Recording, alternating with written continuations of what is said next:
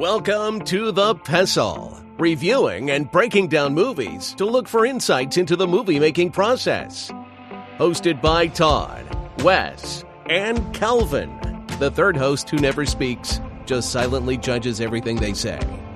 Now, let's dim the lights and start the show. Welcome everyone to the Pestle. Today's show is brought to you by Duke City Flowers. Best flowers in New Mexico. Try our bacon-scented tulips. Only at Duke City Flowers. Welcome everyone to the Pestle. I am Wes. And I am Todd. And we're filmmakers. We like to make things and review films and see how they made their things and do some analysis. And I think this whole idea, and look, I'm a big fan of looking at life as a storytelling thing. I think storytelling is maybe one of the greatest things, we've ever done. And I think it's effectively what creates civilization. The more you think about it, the more you think, there are kids every once in a while who we find grow up outside of civilization. And we have a term for that, right? I think we call them feral children. And it's because they didn't grow up with the story of being a person, of being a human. So it's very easy to lose everything we've built. But storytelling is kind of how we're able to do that. It's how we create culture. And that blossoms in a million different ways. And one of the ways that we've seen, I don't know about everyone else out there, but I think Todd and I, over the last, 10 days, have been overdosing. If you're listening to this deep into the future, we just concluded the Artemis 2 missions. And that has just been wild to watch and be a part of. Verklempt definitely comes to mind. Like, I definitely feel like overcome with emotion, every time I was watching that stuff, the takeoff to splashdown, like all of it and everything in between, their interviews. I just could not get enough. And it's so funny, like how much that shapes society. Like, we don't know those people. I don't know anybody on that in Orion, right? In that capsule. Like, we don't know those people, but yet we feel like we do. We feel connected to what we're doing as far away as they are. And I feel like that's part of the story of humanity is these other stories that we create, and we get to join in and witness as if it's us up there. We feel like it's us up there. I don't know, like, how has it been for you watching this thing that you're not a part of and yet feel a part of? It's been pretty amazing, man. Like, there's something about going into space that's different from, like, I think anything else that, maybe not anything else, but, well, kind of, yeah. In that, like, when humanity goes into space and does something like what we just did, go send these people farther than any human beings have ever been sent before. They went to the moon, right? That kind of, I don't know, it breaks down borders. It has nothing to do with who it was that went. Humanity went, right? So I think that might be like the emotion that I was feeling, at least, was that, like, when they came back, especially when they came back and they were talking, like in their press briefings and stuff, and they were being interviewed and they were talking about what it was like, and they were just so, they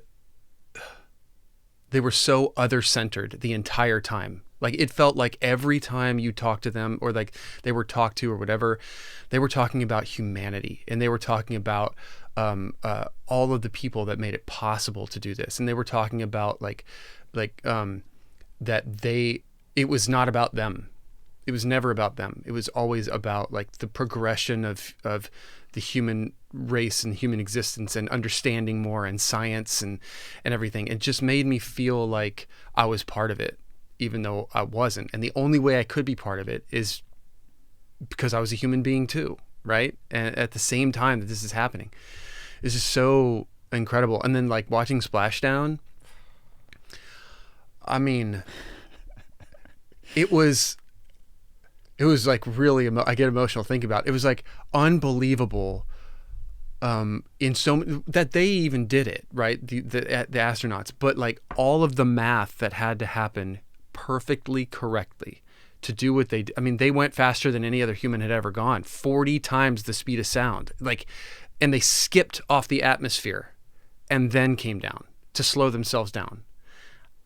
That is math, and they expected it. And not only did it happen perfectly, but almost to the second, you know, that they hit the atmosphere at the right exact moment, and they crashed down. Like, the progression of humanity from living in caves to understanding how to do something like this is unfathomable, and it's such a beautiful thing. It just makes me proud to be human, proud to be living right now, even though there is crazy stuff going on in the world, obviously, we can't control. This is one thing that we can all feel a part of, you know, really amazing. So, dude, well said. Yeah, it is a funny thing. Like, I love that, to go from caves to be very 2001 Space Odyssey about it. Like, to go from caves to the moon is wild, you know, and it speaks to a lot of things. And one of them, I think, is just the ability to enjoy, to have so much surplus in our lives that we can afford to be like, you know what? Yeah, let's go do that. Let's go invest in going to the moon, or going to Mars, you know, long term. And what does that look like to create a habitable space in these environments? And that's a net good. Like, that speaks to how well we're doing in society. Like, and hopefully it continues.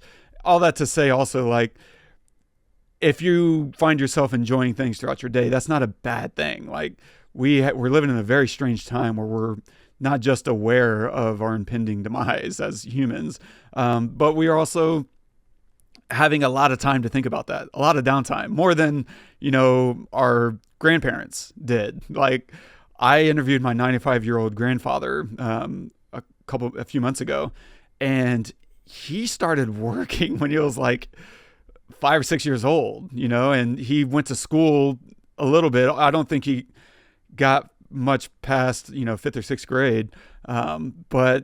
And then he started like working in fields, and eventually, you know, the Korean War broke out, and he went and fought in that, and et cetera, et cetera. But now, I mean, I worked as a kid when I could, but not because I had to, because I wanted to. I wanted to go make money. And that's a net good. That means as a society we've gotten, or as a world even, you know, we've gotten a lot better at being efficient and being able to create surpluses in food, and allowing me to go and buy a camera and learn to be a filmmaker. Like, these are good things. And if you find yourself, you know, out there enjoying something, playing tennis, like, it's okay to be a little frivolous, because society is benefiting to such an extent that you can go play tennis, or you can sit and watch the US Open. Like, those aren't inherently negative things. That's a good thing. It's a good signal. All that to say, you know, if watching and playing tennis, watching movies, like, these are net goods in our life. And with that, you know, in mind, I guess, like, we are talking about tennis today, man. What are we covering? Yeah, today we are covering Challengers. So if you haven't seen this film, please pause this episode and go watch it. It is, at the time of recording, it is streaming on Disney+. So, yeah, we're going to spoil a bunch of stuff. Yeah, we'll dive into a number of things, I think. Definitely talk about some of the cinematography, editing, music, and creating energy and fun with them, as well as some of the story and writing. Talk about sports as a metaphor, and other such stuff and things and stuff. I'm going to butcher some of these names. All right, a quick synopsis of the film. Tashi, a former tennis prodigy turned coach, transformed her husband into a champion. But to overcome a recent losing streak and redeem himself, he'll need to face off against his former best friend and Tashi's ex-boyfriend. It's directed by Luca Guadagnino, written by Justin Kuritzkes, maybe. Kuritzkes, yeah. Thank you. Kuritzkes, sir. Cinematography by Sayombhu Mukdeeprom. Better than Kuritzkes. Featuring Zendaya as Tashi Duncan, Mike Faist as Art Donaldson, and Josh O'Connor as Patrick Zweig. Well done, man. Brutal, you man. killed Jeez. it, literally. I killed something. Hitting a ball with a racket is a great way to avoid having a job. Well, that's also your problem. Because you think that tennis is about expressing yourself, doing your thing. That's why you still have that serve. It works. Yeah, but you're not a tennis player. So you don't know what tennis is. What is it? It's a relationship.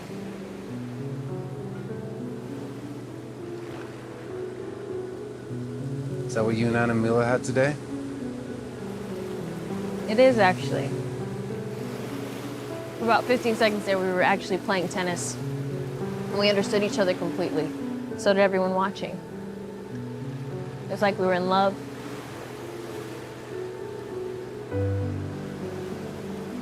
Or like we didn't exist. We went somewhere really beautiful together. Ooh.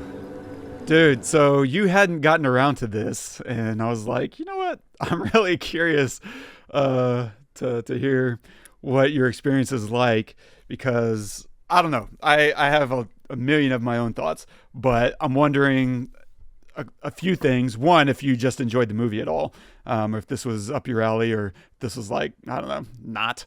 And then two, I definitely want to hear your thoughts about Trent Reznor just taking over the show. Fucking Christ.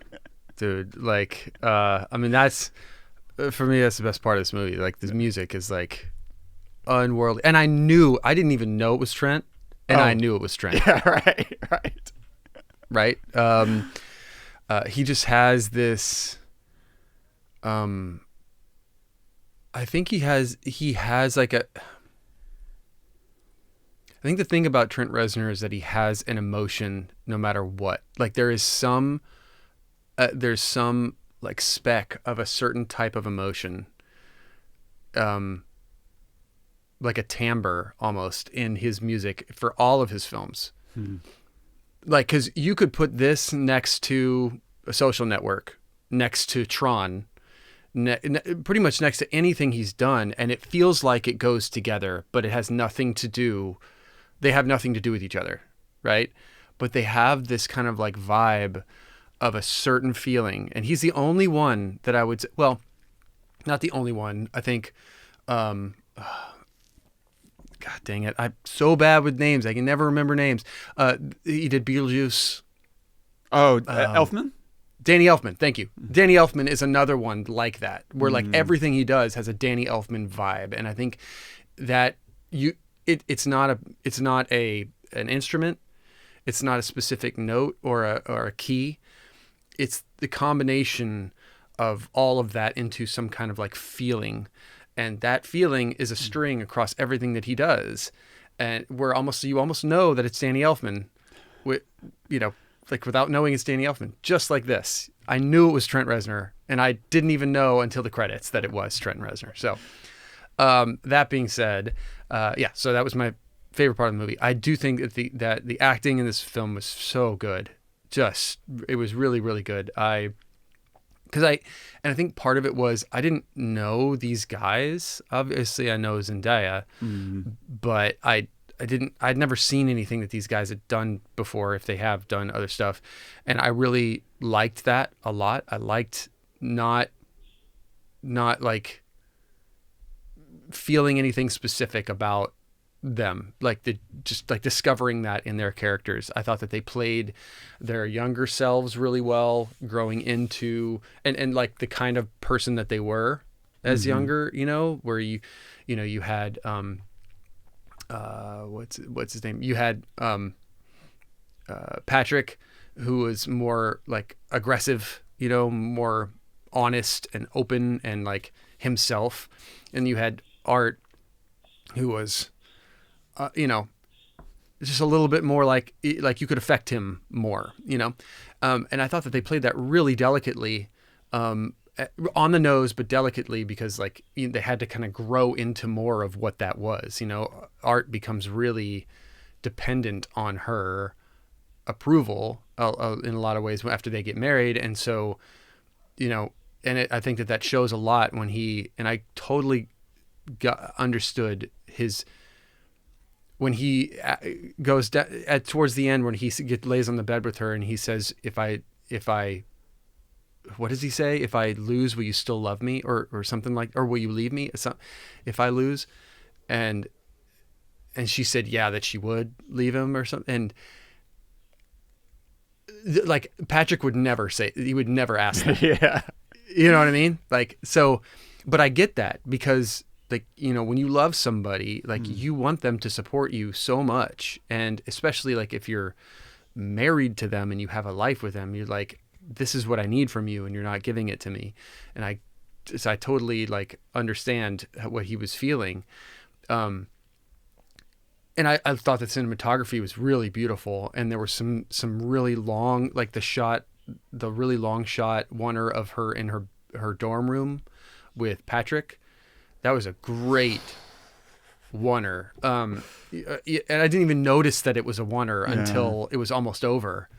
And I was thinking, did we cut? Oh, we didn't even cut. It just felt like, because they had to go through all of these emotions. It was fantastic acting, great camera movement, and it, staying in one spot when it needed to, and then move. It wasn't always constantly moving. Mm-hmm. Just really, really well executed. And I think important to not have a cut, because in that scene you needed to feel the energy and the emotion change in an instant. And if you cut, it kind of gives the illusion of this is a new moment almost. And they didn't want to have a new moment. They wanted the moment to flow from good to instantly bad, and for her to like get out of bed and stuff. It was great, meaningful oneer for me. That being said, like the story, I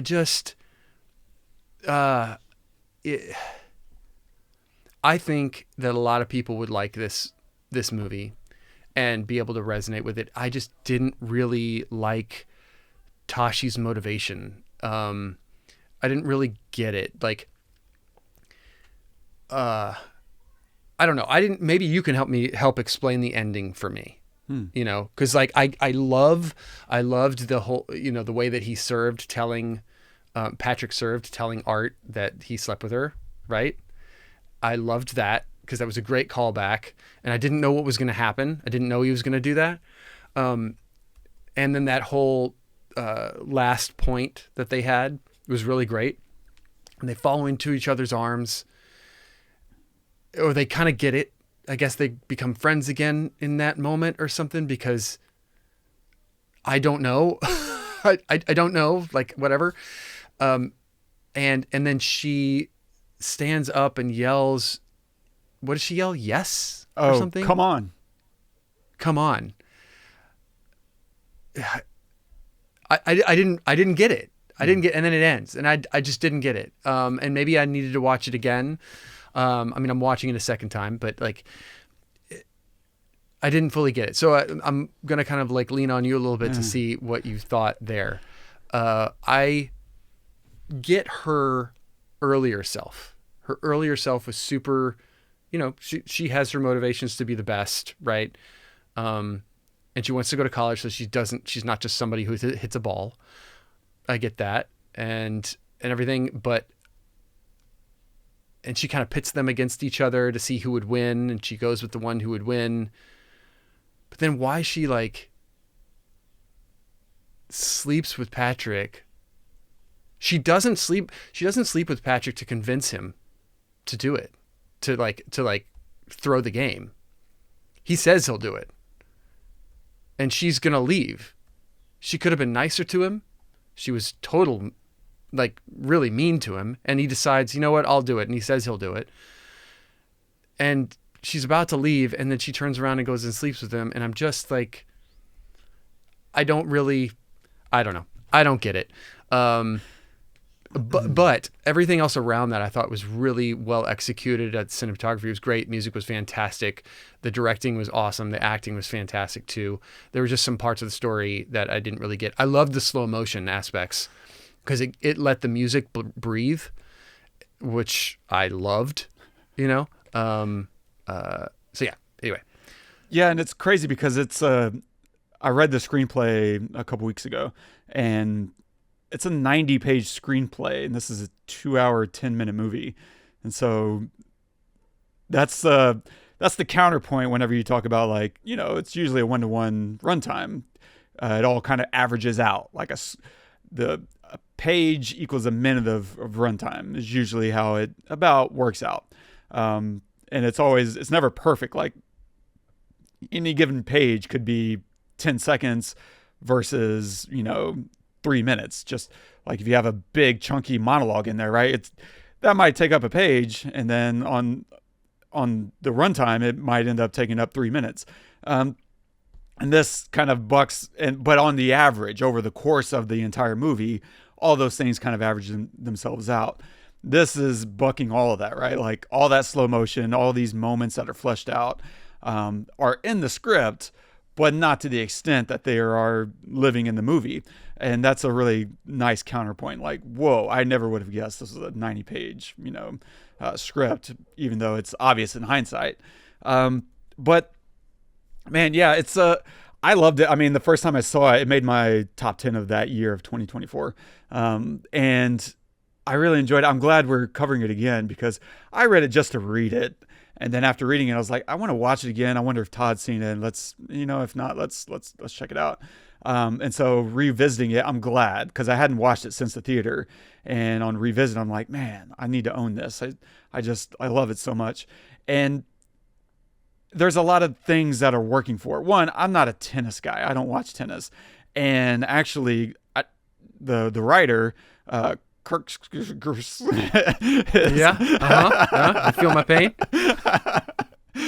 Is also I think I heard an interview with him where he's like, I'm not really a tennis fan either, but he found himself fascinated watching the U.S. Open at one point, and he was like, man, there's something really interesting happen between these two players on the court right now, and he saw it as a relationship, and that I think kicked off an idea of how this could be a story. And he wrote this, and this was kind of his first at bat with writing a screenplay. So crazy. But it's also maybe worth noting his wife is Celine Song, which is really fascinating because she wrote, you know, Past Lives. And so whenever you think about some of the elements of her, of that story, I can see like her being represented and him, Justin Kurtz's, you know, being represented in that story. And I'm like, oh, that makes a lot of sense. And so whatever that's worth. But that whole aspect, and that's why I played that soundbite, you know, you don't know what tennis is. It's a relationship. Is that what you and Anna Miller had today? And she says, it is actually. It's like we were in love. And so there's a whole analysis and comparison of tennis as a metaphor for relationships. And in this movie, I think this is going to get to I don't know the answer to your question. I have thoughts, and I don't know that the movie tries to give you it on a bow, tied up nice and neat. But I think what we're seeing is Tashi having her regrets of breaking up, being a homewrecker. She comes into their lives. And if you remember at the beginning of the movie, you know, Patrick, or at the beginning of their story, if we flash back all the way to the beginning, Patrick didn't care about winning the final match, right? The final, they won what he really wanted to win, was their doubles match. They won that. And that was everything for him. And we cut to them the next, later that day, and Art is like, hey, would you mind going easy on me? He's like, dude, I'll let you win. He's like, really? And Art's okay with that. Art is okay with being handed a win. And so we're learning a lot about their relationship and also their approach to the world. I think just in this little moment of discussing this upcoming match. And Patrick is like, yeah, I'll let you win. And then what happens? Enter Tashi. They go watch Tashi play. Then they're like both goo goo gaga. and then they meet her at the after party. After the after party, that she comes to their room, and then when she leaves, there's suddenly stakes. There's something that they both want, and the only way to get it is by beating each other. And that's a really interesting way to reframe their wants and desires, because now tennis is honestly not even the point. It's an avenue for what they want. And so they have to then compete against each other. And that ends up bringing her in between them, because Patrick wins, right? He was going to let Art win, but now he wants to win. He wins. He's the better tennis player. And then what happens after that? He sleeps with her, and Art says he wants to know, but he doesn't really want to know. Well, actually, he wants to know only if they didn't sleep with each other. Like, that's what he wants to know. The fact that they did have sex is very painful, and is the first, real blow in their friendship. And so ultimately Tashi gets in between them. And what does she say? I'm not a homewrecker. And they're like, no, it's okay. It's fine. And then it's not. They don't become friends. They lose their friendship. And that's even whenever Art and Tashi get together, she repeats it. She's like, I am a homewrecker, whenever she finds out that Art and Patrick haven't been friends this whole time, since, their breakup and her injury. She feels bad about that. I think that's sitting deep in her psyche. And the ending becomes an avenue to get them back together. Right? Mm-hmm. And so that's what's happening. She's healing something that she destroyed. She's doing it in a weird way. She's doing it through tennis and through leveraging her love of tennis. Because my first time watching it, my thought was all she wants to see great tennis. And she's going to use her relationship with both of them to witness great tennis and to be a part of tennis. That's cool. On my third watch, I suddenly was just like, I wonder if that's it. I wonder if that's a whole other thing. I think that's there, but maybe it's actually her bringing them back together. She's healing something that she destroyed. And it's a weird manipulation, and maybe not at the front of her mind, but maybe a result of everything that she's doing, of her trying to get what she wants. She ends up getting them what they want too. Because that final match point, right? That's a complete reversal of where they were at the beginning of their friendship before she entered. Mm-hmm. Because at the end, Art no longer wants to let Patrick hand him the game. In fact, that's exactly what we see. He gives up points to make it even. Mm-hmm. And he's like, no, now we're going to play, motherfucker. Mm-hmm. And suddenly it's Art finding his internal killer instinct to be great. And it's Patrick learning to become a better friend. Mm-hmm. He probably could have just let him fall and break his face open. But he chose to not. He chose to be their first friend, catch him. I don't know. Does that resonate at all? Nah. I mean, he fucked his wife. No. Like, you don't have to do that. He didn't have to do that. He could have, like, I don't know, started to and not. Yeah. And then told him that he could have, like, done the whole serve thing still. I don't know. Look, I'm also not here to judge the story. It is the story, right? And that's fine. I just don't really... I don't buy the, thank you for showing me that my wife is unfaithful by having sex with her. Now we can be friends. Don't buy it at all. There is no one that I know that would be like that. I think so, in that way you are judging the story, though, because the way I read the story is they all are a couple. Like, all three of them are a couple. They're dysfunctional as hell, but they really are all effectively in this polyamorous relationship, not just with her, but with each other too. And I think that was part of the reveal in the room, whenever they were all making out together, and she steps out and is like, just watching them make out with each other. Like, they are having a problem admitting how they feel with each other. And so I don't see it like, I think you might be also viewing it through the traditional marriage relationship, whereas this movie is maybe trying to present something else that is extramarital in its essence. I don't. That's my read anyway. Yeah, I mean, maybe.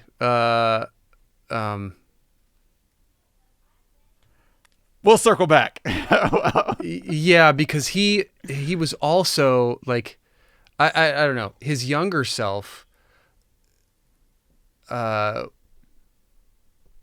He wasn't hurt, but he was like, well, I don't know, maybe you're right. Like, he was when Art was asking Patrick if they slept together, like Patrick was like, I'm not going to tell you. And then they did the whole serve thing or whatever.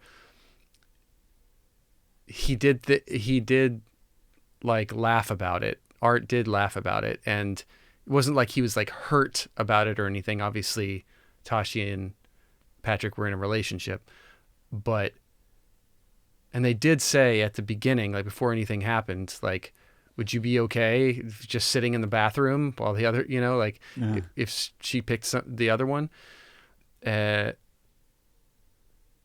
So yeah, I mean, maybe because I also think Art knew way back, because they flash back, right? There's that moment between Tashi and Patrick where he's like, does Art know about Atlanta?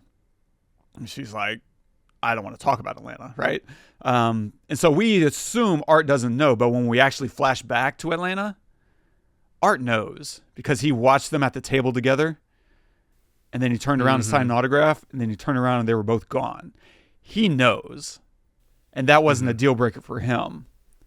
I think it's less about fidelity and more about knowing that they're winning against each other still. They're still playing against each other, and it's more about, am I the one that she's choosing right now?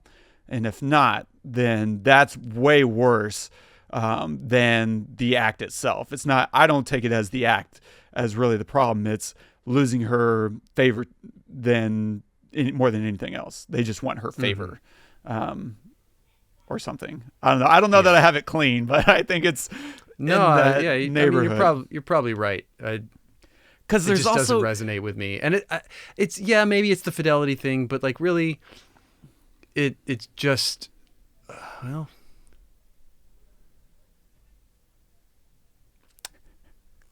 Because there's sit in the silence, I guess. Yeah, there's this other thing though. I think they're dancing around, and it's never talked about. But I think there's this light implication that Lily is actually Patrick's daughter. Oh, really? I don't think they're even trying hard to imply it. I think it's very subtly nuanced into there, because the daughter is maybe not quite old enough. Like, she looks like she's maybe like 5 or so, maybe 6. I don't know. She could also just be small for her age, because Atlanta happened 8 years back, which would mean the daughter would need to be about 7. And it's kind of hard to get a real good beat. They never say what her age is. And then every time she's brought up, it's with Patrick. Like, Lily likes the hotels. And he's like, huh? She's like, my daughter. He's like, oh, yeah. And then the next time she's brought up, they're standing outside whenever he's trying to win her over as a coach, and he brings up Lily. And we never hear Art talk about Lily. I mean, she's around, and we do see him sleeping with her whenever she sneaks out to go hook up.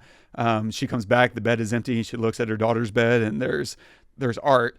And so we see him with her, but it doesn't, I think there's this thing that the movie is doing, trying to communicate, where he might be raising someone else's kid. But there's also no love lost. Like, he doesn't, he's not going to treat her like she's someone else's kid. I don't know. I think there's something very subtle that they're playing with there. They're not going to point it out, but I think it's kind of buried in there in a very fun, lascivious kind of way. Yeah. I don't know. I'll run through a couple other notes, and then we'll come back to, I don't know. I want to touch on, because this movie is such a fun movie. I see it as a comedy, and the music to me is so hilarious. Like, I just kept cracking up, and I think it's intentional. I think if I can't imagine making a movie where I would be okay with this music, because it's so invasive. But that's what makes it so much fun, and I think it's all intentional. And it's all in harmony with the cinematography and the editing. Like, all three of those things are playing together, because they're all great ways to infuse energy and remove it, right? The music adds tons of energy, plus mood and tone. It gives us a perspective of the scene that we're watching, right? Whenever they're playing tennis and, or there's a conversation happening, and suddenly this music jumps in. You're like, whoa. And we're feeling like this isn't just a conversation. This is a match. They're playing against each other right now. Or one person is in a match and the other person has no idea they're in a match. Like, there's a conversation that happens between Art and Tashi where we see something from Art's perspective and suddenly the music jumps in. And you're like, whoa, okay. And then it kind of dies down as Tashi's talking, and then Art starts talking again and is right there again. You're just like, whoa, okay. And we can feel the intensity from Art even as he's talking very normal, talking like Art, who doesn't play with a lot of passion, right? He's a percentage player. He waits for the other person to make a mistake. And that's his whole personality. And so you can feel that through the music. The editing is also adding tons of energy and focus. And to your point, like that moment with Patrick and Tashi in the dorm room, I love that sequence. We'll be coming back to that. But I think the removal of edits is an interesting way to your point, like stay connected to the energy of their relationship as it's playing out. And yeah, we'll come back to that in a second, because the cinematography also does a great job of bringing us into their world or abandoning them in these wide shots, right? These wide shots can kill the energy and just drown the players in a huge frame where their movements look really small and insignificant. Or through framing, right, we can use close-ups and make their movements feel huge and filled with energy as they're moving through the frame, and we can't even capture the whole movement. And that's all through cinematography, and all three of these things are working in harmony, which they have to be, right? You can't just shoot a wide and then not use it because you like the close-ups better. No, you got to use those wides in the edit. Just like you have to be shooting all these close-ups for the edit. Like, oh, here's how it's all going to play together potentially. And then the editor can go in and clean things up. But it's masterful directing because Luca has to be like conducting all of this and just perfect harmony. And they use so much of tennis language in the cinematography naturally, right? Like that. Even, I mean, some of it's obvious, right? Where we're watching the camera whip back and forth in the dorm room. But there's also some subtle stuff, like whenever they first meet each other in that little party and Art and Tashi and Patrick are all having this conversation, they frame them up in a way like Patrick and Art standing next to each other. Tashi takes a seat. Oh, you're Fire and Ice, right? And she takes a seat there. They frame her right in between them. But they don't just let her sit there in the frame. Instead, we go into these close-ups over the shoulder, right? Dirty. And each cut is like the ball being hit because we're moving from Patrick's shoulder to Art's shoulder. And we're seeing who she's connecting with and who's volleying. And it's a beautiful way to kind of communicate what's happening between them all three of them. And the movie is filled with that kind of stuff. These great dramatic push-ins and dramatic zooms as she realizes like she's done with tennis. She can't play anymore. She has to make a decision. Like there's a nice, beautiful zoom as that realization is happening with her. Great. The music, going back to that, it's full of these, like him, Tresner or Resner with whatever electronic music. Beautiful. But it's not just that. Like there's a great moment where Art wants to quit tennis and we And he wants, Tashi to hold him till he falls asleep. There's a really beautiful shift in the music to strings. And suddenly, it doesn't feel alive. It feels kind of dead. It's like she's sad, she's lonely. And I feel like she's mourning her marriage and her relationship with Hart because he's falling out of the thing that she's most in love with. She's still in love with tennis. And that's being reflected in how she feels with him. And what does she do? She immediately goes and texts Patrick. Because just a couple of hours ago, Patrick is like, I still got more tennis in me, and you can bring it out of me. Man, okay, that's where her heart is. And so she's finding a way to fall in love. I think maybe at the beginning too, she's still in love with tennis, but seeing Art, go crazy for tennis again, I think, brought her back to him. I don't know. There's a lot of interesting dynamics in this movie, and I don't think any of it's neat, for sure. No. On a story and writing level, though, I want to go back to that dorm room scene where Patrick and Tashi break up. And it starts with, it's hot and heavy, and we're watching them make out, and they're on the bed, and they're feeling each other up. And then she makes a comment about, like, that's what's wrong with your game. Like, you always think you've won before the match is over. And he's like, are we still talking about tennis? We're always talking about tennis. That frustrates him, right? Can we not?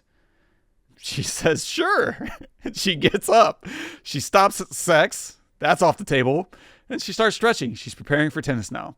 And that ignites a fire because Patrick likes tennis. He's good at tennis. But really, it's just a way to avoid having a job. And that's not very sexy to her on probably multiple fronts. But then that whole conversation is a volley back and forth, right? They're trading shots and the camera's whipping back and forth. And that dialogue is so tidy. It's so neat.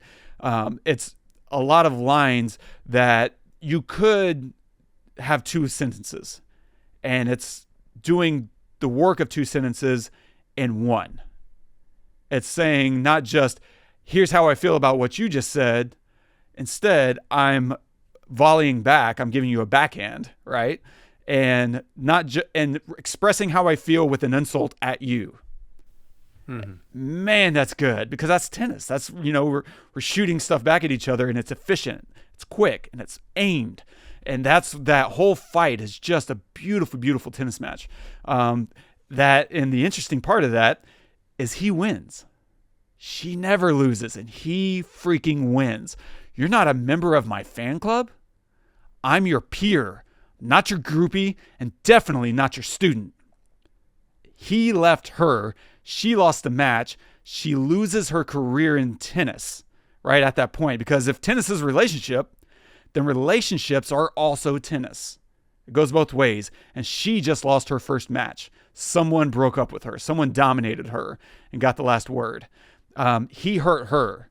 And that's when we see her get injured, right? She never plays the same again. And if she can't play that way, then what's the point in playing at all?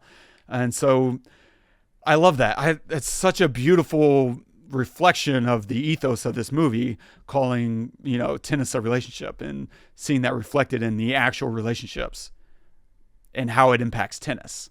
That's really cool. And on a storytelling level, I also love that from that moment, from her injury in the ice room, and we see the breakup of all three of them right there. Whenever Patrick tries to come in, and she cannot stand to look at him anymore, because to her, that's why she got injured. She knows it. That's why she's rejecting him at that point, because her mind was on something else other than tennis. And that's a sin that is unforgivable in her mind. And so from that moment, we cut back to the Challenger game in progress, which is a beautiful framing device to introduce us to these characters, to this world, and to keep coming back to it. And we also see, as that game goes, whoever's winning is winning her. That first match, that first game, or what do you call it? Game, set, match. That first set, Patrick wins because he won her. The second set, Art wins because he won her. And so we can see how the present day is being an echo of whatever's happening in the past. And it's a great way to cut back and forth too, because we cut from the challenging game in progress. We see a couple, we see a point, we see who's winning. Art's now winning. Then we cut back to Stanford. Tashi's knee recoveries. Let's see how that's going. And so cutting back to the challenger is a great way to jump forward in time, to cut to the important parts of the story in a really organic way. It's very efficient, and it never is jarring. To me, I always feel very centered and exactly when we are. That's crazy good storytelling, right? Yeah, but also, like, I think they did a really good job of making them look older or making them look younger. Having longer hair when you're younger. Obviously, it's shorter when you're older. But also, I think that Patrick is like dirtier the older he gets. He's like got more scruff, or I'm not sure, but they look older. And of course, Tashi's hair is different. It's shorter as she's older. But that being that aside, just the setting that we're in is. It's like, I know exactly where we are the moment that we're back, because they not only go back to, we understand the setting and we know that these two guys are playing each other, so we know we're in present, but also like the angle that we come back on is very descriptive. Like maybe it was, Art just hit a shot to Patrick, and so we see Patrick in the background. We immediately on first shot know where we are. Yeah. So it's really well done. Very smart storytelling. Yeah, I think the only other big thing, maybe two small things, is, hey, I love you, and we got that, keys and kids. Oh, is the other music shift is when, man, I love the windy sequences. That's so emotional, right? And it feels very indicative of the emotional states of the characters. And towards the end, whenever Tashi and Patrick start kissing, that's a really interesting music shift there too, because instead of strings, it almost feels like keyboards are reflecting Patrick. And then there's a kids choir, which I think is there to echo Tashi and her relationship, and the fact that she has a kid. And I think that's really interesting, because there's another fun element to that, is they're making out as they're about to have sex. They're making out against the SUV, and then they have sex in the SUV. And I think it's an echo of her and Art's first kiss. And I think you could look at that as, and like the rest of this movie, in a number of ways. One, you could say that's a betrayal. Like that's her doing with him what she had originally started the relationship with Art. Or you could see it as kind of interposing both of these things together, where they're all the same, like they're all in it together, and it's almost like he was there the first time they were kissing in the parking lot of whatever that was, Chili's or Applebee's. Sorry. Come on, man. Pay attention. I love that, because there's also that element of whenever Art and her kiss, he makes a comment like, am I the worst friend ever? And she's like, which friend? And so there's, even whenever it's them kissing, Patrick is still kind of present. And even when Patrick is there with her, Art is still kind of present through the setting, and maybe through the reminder of the kid, through the children's choir. I don't know. I like the idea, though, that they're going to keep using kids and child voices with her and Patrick together all the time. I think that's fun. My last little note, and this is very minor, I think you and I generally try not to comment about like women's bodies on the show for, good reason. But I do want to like show some love and appreciation. Fuck me. But I also wanted to like say I really love seeing Zendaya in this role, because I don't think we see enough women who are smaller, who are thinner, in romantic roles. I think we always see these guys. These guys are like the prototype romantic leads. Like there's thin, lean guys. That's just what I feel like every romance or rom-com, that's what they look like. I don't feel like we see a lot of her build. And I just love that she's taken that kind of role, one, to also get away from playing teenagers. She's a grown ass woman. So I love seeing her in these roles. Well, I mean, we kind of see that in Dune, but that's so sci-fi and it feels so far removed from modern culture that I really like seeing her in, something contemporary where she's playing an adult. That's good. That's a healthy, but I also think it's nice for, there's probably a lot of women with her build out there that don't get to see themselves on screen a lot. And black, and in a lot of ways that's, really good and healthy, I think, for us to see. And great point. Yeah. So maybe worth awesome. Maybe not. I don't know. Yeah. So I don't know. I love this movie. I think I'm really glad we covered it, or else I may not have watched it again for another 5 or 10 years. And now I have to own it. I'm like, God, I want to watch this again. I love the energy, the act, all the performances are just so good. And it's so small. There's 3 characters. We barely know anyone else's name. And we spend over 2 hours with them. And it feels just so compelling to me. That's some of my thoughts. Yeah, no, great point. It's a film I'm glad that I saw, but I just don't feel like I need to see it again unless I'm trying to learn something about filmmaking, right? Because I think that there are so many things about this movie that are just incredibly well done. From the editing to the angles to the music to the acting to the directing. It's to the writing. I mean, honestly, it's so layered and beautifully done. I felt like I was in it the entire time. There wasn't a moment where I felt like I was out of it or let go of. And maybe that was difficult because there were times I was just I don't want to be in this anymore. This is stressful as hell.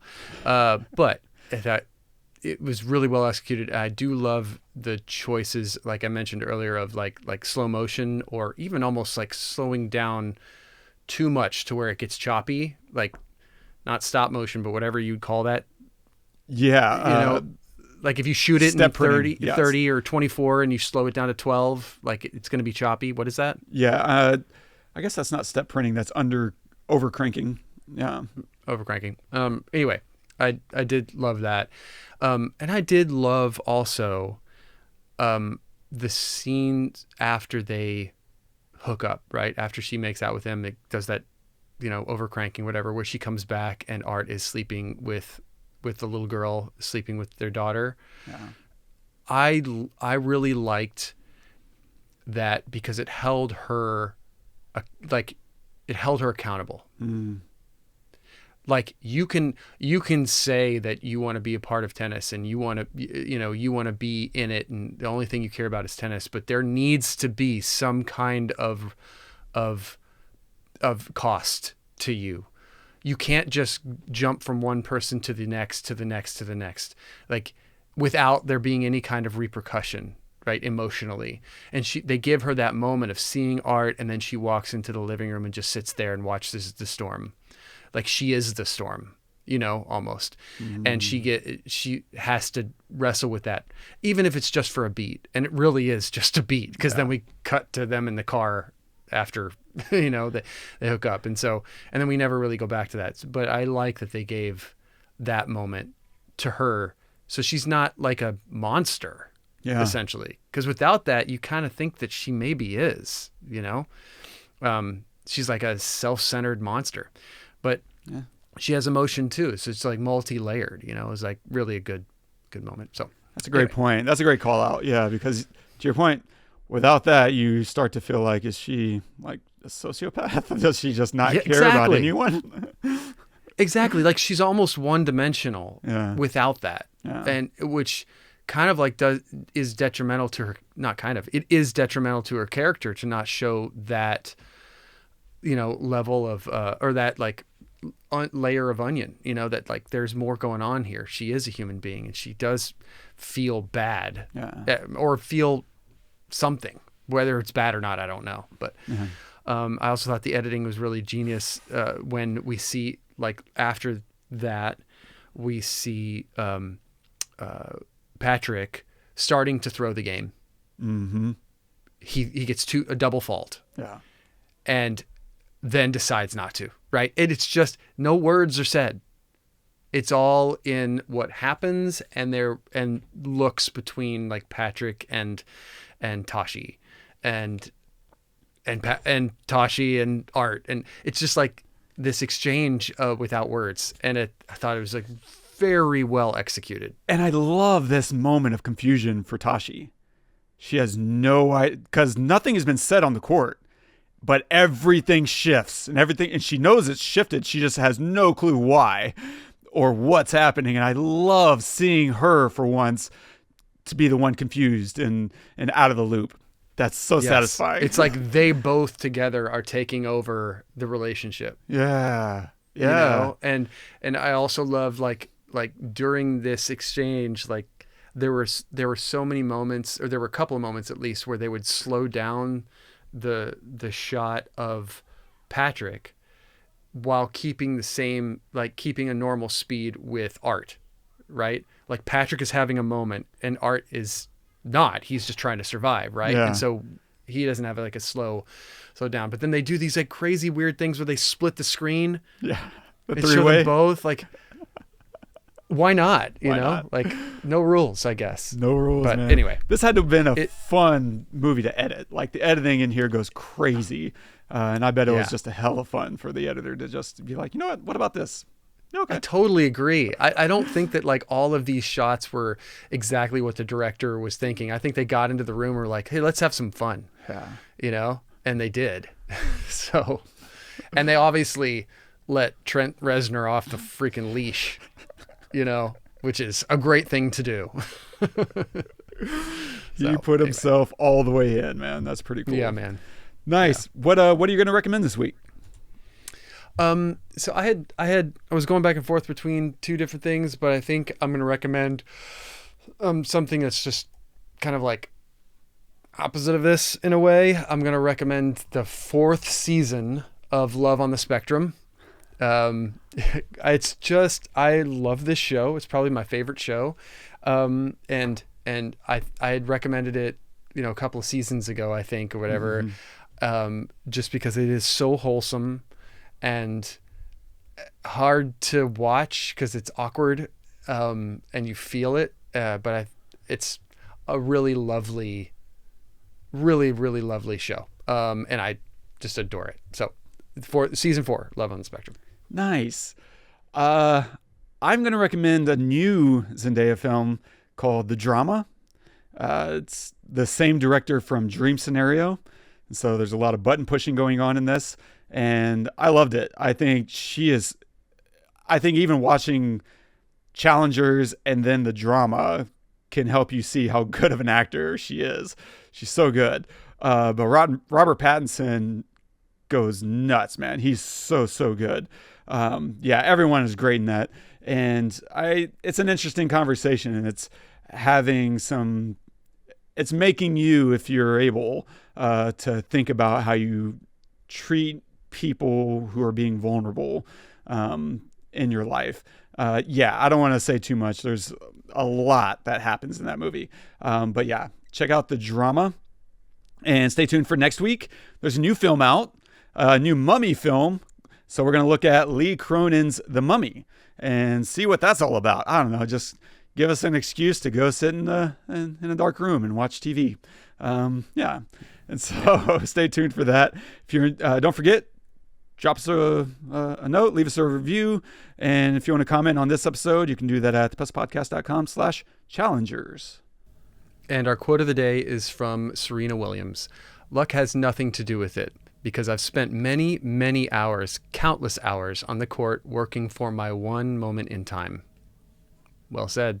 And in fact, my daughter asked me the other day, like, how much does talent count in being really good at something? And I told her maybe 10%, 5%. It's all about preparation and working hard at something. If you spend 1,000 hours on something, you will be better than somebody who starts out with more talent than you did. You know, so I couldn't agree with this more. Yeah. Same. Same. I think there's too many people who want to step on stage and rock a guitar solo without putting in the time of learning how to play. Yeah. They just want to be rock stars. And it's like, man, there's not enough TikTok videos in the world to get you to excellence if you're not in your quiet time working through that stuff. And to your point, man, I think this movie is a case in point. Like, Patrick Zweig tried to be that rock star. He had natural raw talent. And the night before, their final, he's like, yeah, I don't need to do that. And even before Zendaya, Tashi's game, he's like, what? You're playing Sally Country Club. You don't need to warm up or think about this at all. And she's like, no, I need to focus.